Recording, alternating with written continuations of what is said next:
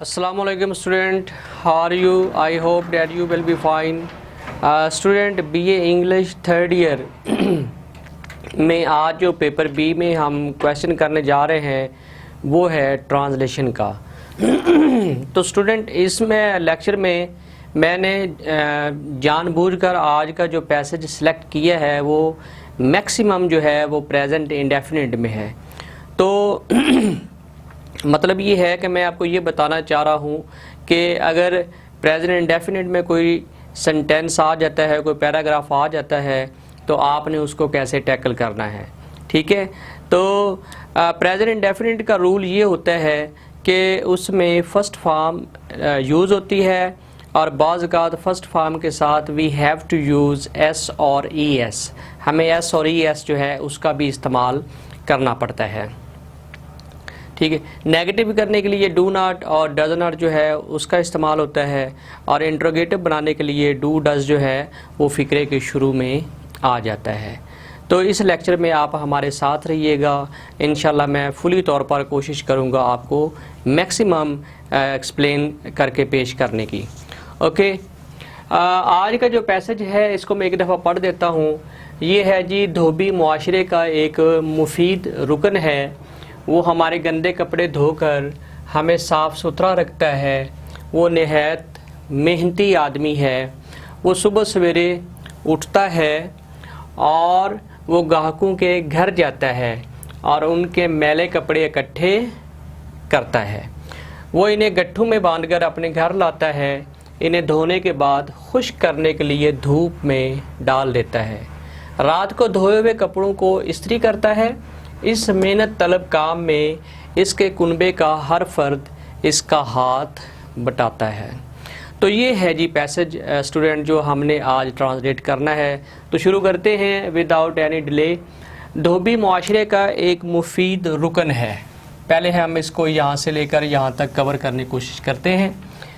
हाँ जी, ये ओपन सेंटेंस है and this is the use of is am are. धोबी मुआशरे का एक मुफीद रुकन है। मुफीद का मतलब तो हो गया यूज़फुल और मुआशरा जो है ये हो गया सोसाइटी। ठीक है, और रुकन मेंबर, तो ये हो जाएगा द वॉशरमैन। वॉशरमैन लगा लें, वॉशरमैन इज़ a useful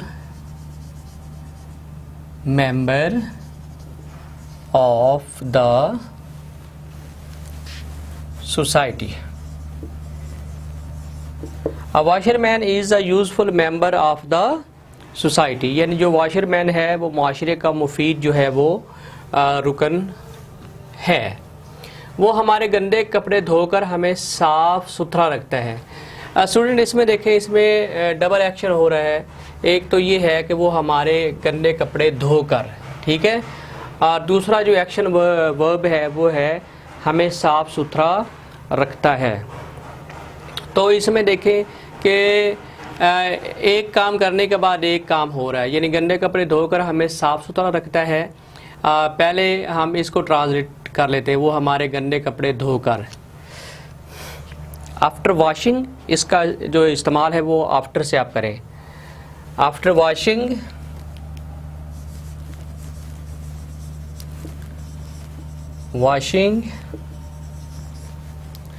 और डर्टी क्लोथ्स, हमें साफ सुथरा रखता है। Keep us neat and clean, he keeps us neat and clean. He keeps, क्योंकि ये हमारा डूअर ऑफ एक्शन जो है ये सिंगुलर है, तो लिहाजा जो आगे वर्ब आएगा उसके साथ हम एस का इजाफा करेंगे। ठीक है, ये एक रूल है। आफ्टर वॉशिंग और dirty clothes he keeps us neat and clean. अच्छा, उसके बाद है जी वो नहायत मेहनती आदमी है। ये भी यूज़ है स्टूडेंट इज़ एम आर का, मेहनती, हार्ड वर्किंग, ठीक है, इंडस्ट्रियस भी आप लगा सकते हैं।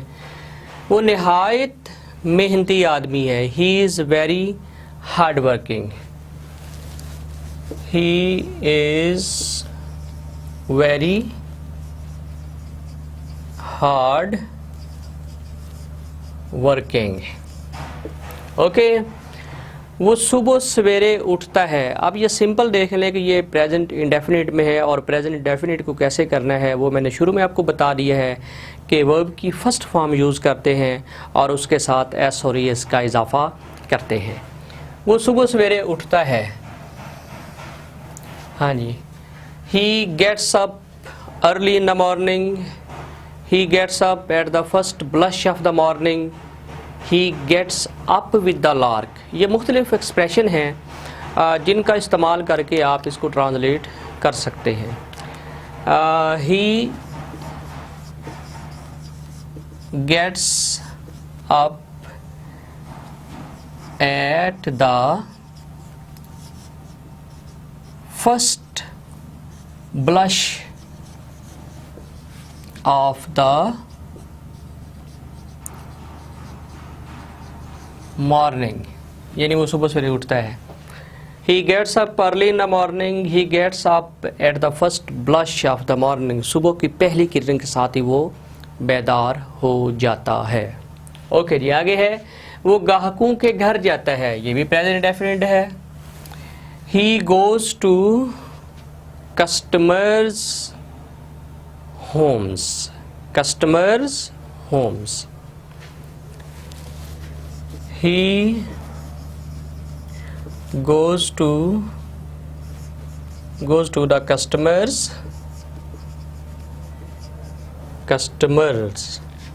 apostrophe s customers home, बल्कि ये कस्टमर्स कर लें, customer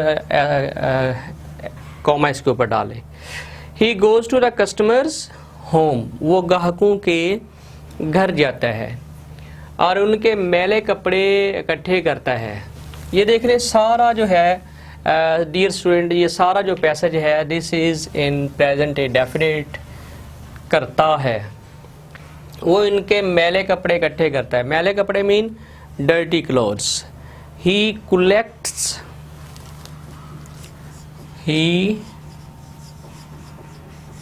collects their dirty clothes. ठीक है, क्लोथ्स होता है जो कपड़े हम पहनते हैं। ही कलेक्ट्स देयर डर्टी क्लोथ्स, वो उनके मैले कपड़े इकट्ठे करता है, वो उन्हें गट्ठू में बांधकर अपने घर लाता है। अब दो एक्शन हो रहे हैं, है प्रेजेंट इंडेफिनिट। एक गट्ठू में बांधकर फिर क्या करता है, अपने घर लाता है। ये दोबारा आप आफ्टर का इस्तेमाल कर सकते हैं, या दोनों को आप प्रेजेंट इंडेफिनिट में कर सकते हैं। He ties them into bundles and brings them into his house या होम। ठीक है, एक तो ये इसका इस्तेमाल है। दूसरा ये है कि आफ्टर टाइंग, ठीक है ना, बांधने के बाद। लेकिन चूंकि वो आफ्टर का इस्तेमाल हम पहले कर चुके हैं, तो लिहाजा मैं अब आपको इसको दोनों को प्रेजेंट इंडेफिनिट में करके दिखाता हूँ कि इस तरह भी हो सकता है, ये भी पॉसिबल है। वो इन्हें गट्ठू में बांध कर, ही टाइज देम इनटू बंडल्स। अच्छा, वो इन्हें गट्ठू में बांधकर अपने घर लाता है। ही टाइज देम इनटू बंडल्स, वो इन्हें गट्ठू में बांधता है और अपने घर लाता है। एंड ब्रिंग्स, इन दोनों को हमने प्रेजेंट इंडेफिनिट में कर दिया है। And brings them to his house. House लगा ले, होम लगा ले, बात एक ही है। वो इन्हें गट्ठू में बांधता है, यानी गट्ठू में बांधकर अपने घर लाता है। इन्हें धोने के बाद खुश्क करने के लिए धूप में डाल देता है। अब ये बिल्कुल सेम जैसे हमने पहला सेंटेंस किया था, बिल्कुल उससे मिलता जुलता है। ये मैं आफ्टर का यूज़ कर लेता हूँ, वरना आप इसको इस तरीके से भी कर सकते हैं। इन्हें धोने के बाद after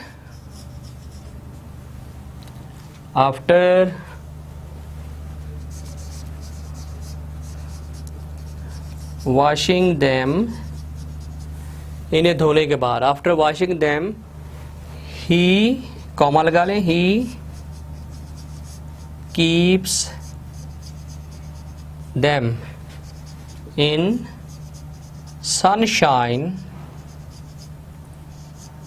two dry.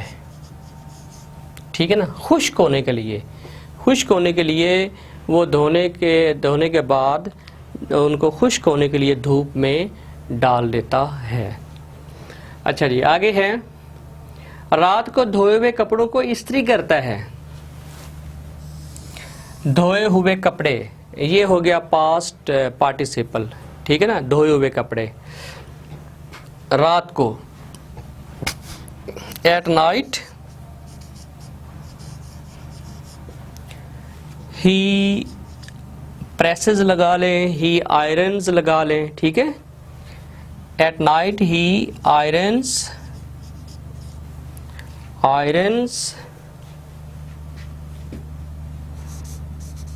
the washed clothes। At night he irons the washed clothes। यानी रात को धोए हुए कपड़ों को इस्त्री करता है।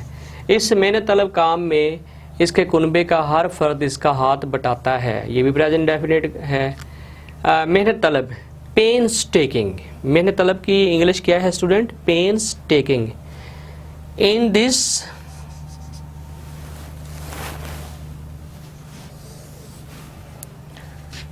This painstaking job, job लगा ले, वर्क लगा ले। In this painstaking job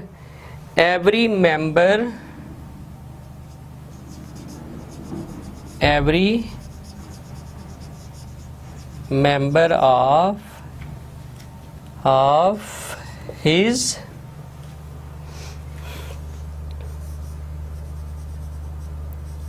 family helps him।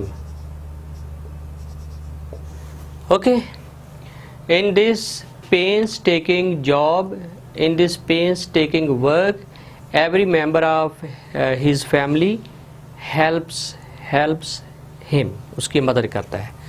तो स्टूडेंट ये है ट्रांसलेशन जो मैंने आज आपके सामने की है। The passage was in present indefinite, so I have translated it into present indefinite, and the rule of present indefinite is that we use first form of verb, and when our subject is he, she, it, we use s or es with the first form of verb, and when our subject is or doer of the action is I, we, you, they, we use only first form. To make the sentence negative we use do not, does not, and to make the sentence interrogative we use do, does before subject.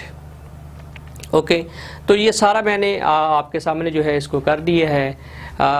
उम्मीद है कि आपको आज का lecture जो है ये पसंद आया होगा। अपना फीडबैक ज़रूर दीजिएगा। इसके साथ ही शाहिद भट्टी को इजाज़त दें। अल्लाह हाफिज़।